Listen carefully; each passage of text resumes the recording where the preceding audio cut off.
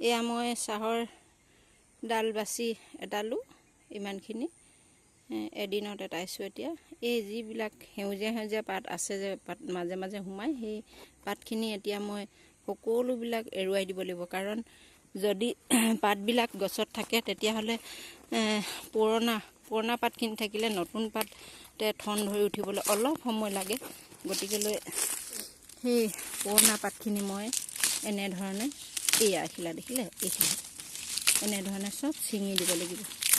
ছিঙি দিলে তেতিয়া নতুনকৈ কুঁহি পাত ওলাব।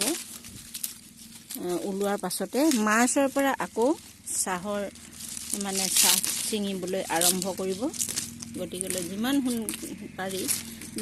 সোনকালে পাৰে সিমান সোনকালে এই পাতবিলাক ডালবিলাক বাছি দিব লাগে। তেতিয়া গছজোপা নতুনকৈ পুনৰ কুঁহ ওলাবলৈ আৰম্ভ কৰিব।